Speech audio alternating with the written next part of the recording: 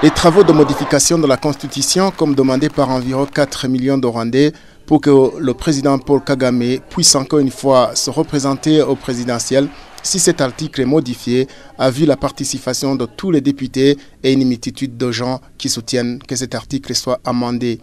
Le palais des congrès des députés était plein à claquer, quitte à ce que les uns étaient obligés de rester debout.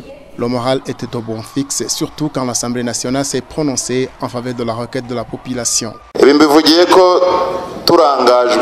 dis ceci parce que si nous acceptons d'être à la merci des pays étrangers ou d'autres gens, les Rwandais seront orphelins de Kagame alors qu'il nous appartient jusqu'à aujourd'hui.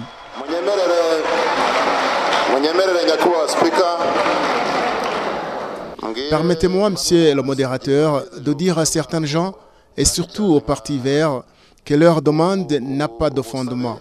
Même si l'amendement de cet article est en processus, je pense que c'est déjà fait. Ce qui reste pour le moment est de chercher des voies qui aboutissent au progrès de notre pays. Que Dieu bénisse notre pays et notre président Paul Kagame. Même si les députés sont favorables aux desiderata de la population, il a été convenu que les députés vont se rendre dans tous les coins du pays pour recueillir l'avis des gens qui ne se sont pas exprimés. La présidente de l'Assemblée nationale, Mukabalisa Donatil, donne plus de détails.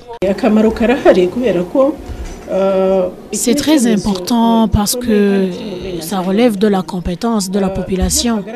Nous avons rendu publique la volonté d'environ 4 millions de la population rwandaise. Il y a même d'autres Rwandais qui n'ont pas eu cette occasion de s'exprimer alors que c'est leur droit. Les députés ont même demandé que d'autres articles soient amendés si c'est nécessaire. Nous allons visiter la population à la base pour qu'on puisse se rendre compte de leurs opinions, surtout ceux qui n'ont pas la chance de s'exprimer.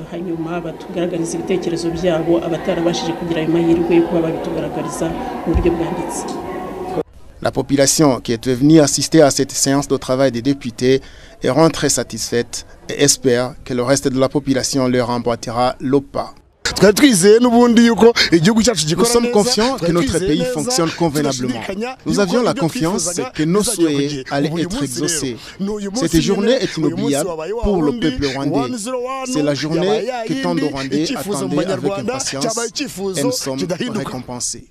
Je suis extrêmement contente. Je n'ai pas de mots pour l'exprimer du fait que son Excellence Paul Kagame continuera à nous diriger en lui votant pour un autre mandat. Je suis vraiment très contente.